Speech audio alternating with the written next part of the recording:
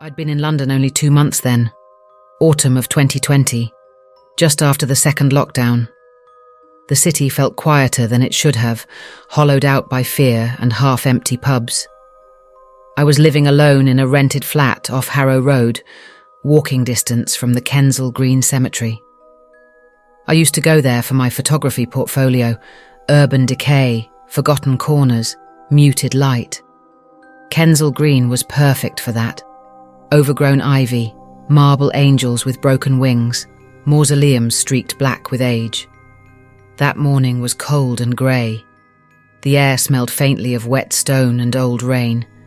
I remember the gatekeeper barely glancing up as I entered, just nodded, his radio crackling beside him.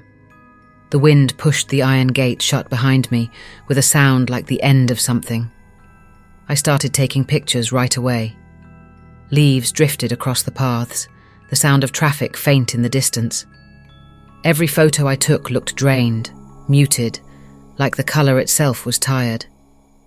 I wandered deeper, past the newer graves, into the old section where the stones leaned inward, names half erased.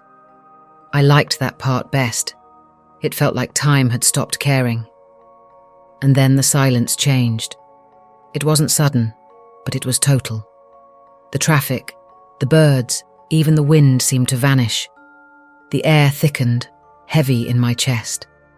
I lifted my camera again, focused on a tomb covered in moss, and saw movement in the frame.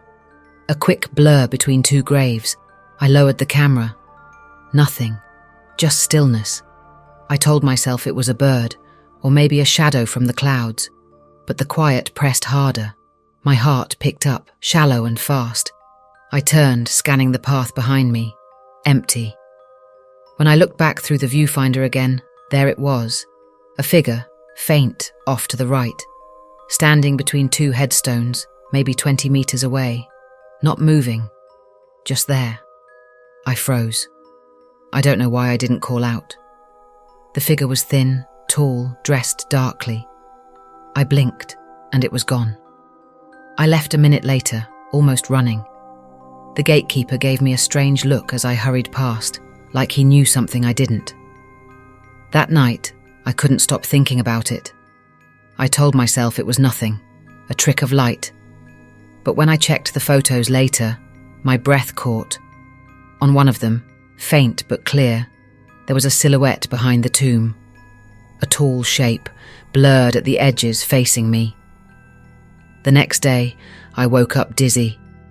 My head ached like I hadn't slept at all. The photos were still on my laptop, that shadowy shape staring back. I deleted them, shut the lid, and told myself to forget it. But then I noticed the dirt. When I went to make coffee, there were marks on my kitchen floor, greyish smudges like footprints. They led from the door to the window and just stopped there. The window was shut. I checked the hallway, nothing. The lock was still bolted. I cleaned the floor, trying to ignore the shaking in my hands. By evening, the flat felt colder. I couldn't focus on anything, couldn't shake the feeling that something was just behind me. Every reflection, a picture frame, the kettle, seemed to hold a shape that wasn't there when I turned. I left the lights on that night. At 3:17 a.m, my phone buzzed, no caller ID, just a single text. You shouldn't have taken it. My stomach dropped. I stared at the screen until the message disappeared on its own, vanishing completely from my log. I sat up the rest of the night, watching the door, waiting for something I couldn't name. The next morning, I went back to Kensal Green. I needed to prove to myself it was all in my head. The air was sharp with frost, the sky colourless. The gatekeeper wasn't there this time. I walked the same path, my camera heavy around my neck. Everything looked normal, except the tomb where I'd seen the shape. Someone had cleaned it. The moss was gone, the inscription visible now.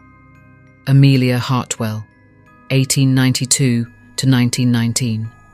Fresh flowers had been left at the base, though the stems were dry and blackened.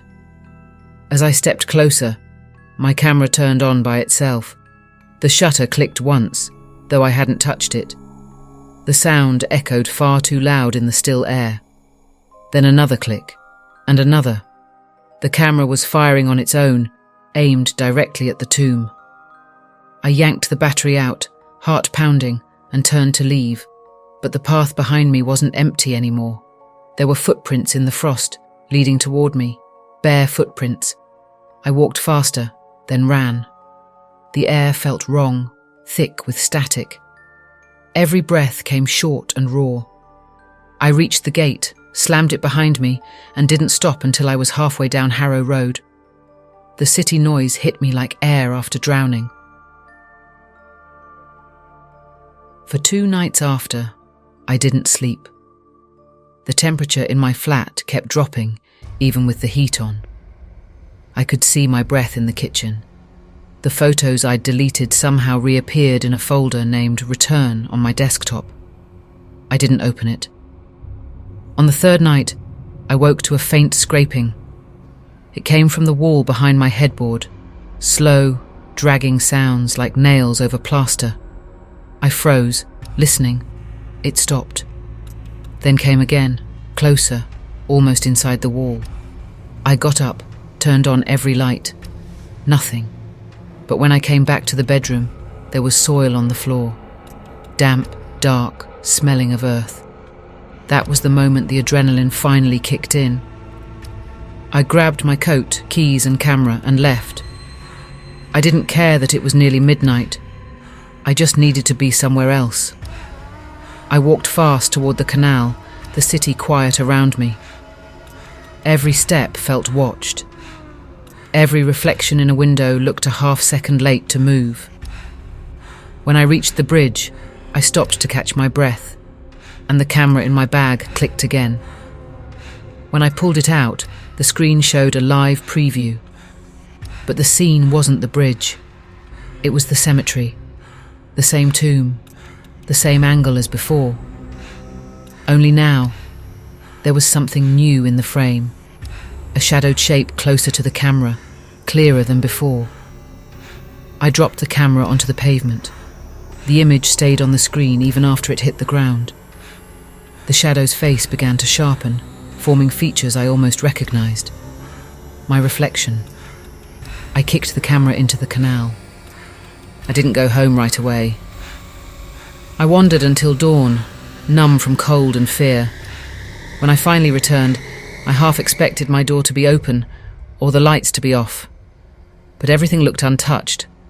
Too untouched. I showered, drank water, tried to calm my shaking hands. I told myself it was over. It had to be. Then I opened my laptop. The folder Return was still there. Inside it, only one file now, named img6666.jpg. I hovered over it, heart pounding, but didn't open it. I unplugged the laptop and shoved it under the bed. By afternoon, I couldn't take being in the flat anymore. I went out again, this time toward Ladbroke Grove. I sat in a cafe, surrounded by people, noise, safety. It almost worked, until I saw it again. On the glass door's reflection over my shoulder was a faint figure, tall, thin, blurred, standing right behind me. When I turned, there was no one there. I left the cafe without paying. And that night, the fear finally peaked. I packed a bag ready to leave London altogether. The only train I could get was at 6 a.m. I sat in the living room waiting for the sky to lighten. But at 4:12, the lights flickered once, and then everything went black. The silence was absolute. Then came a sound like footsteps from the hallway. Slow, uneven. I couldn't move. The steps reached the living room doorway and stopped.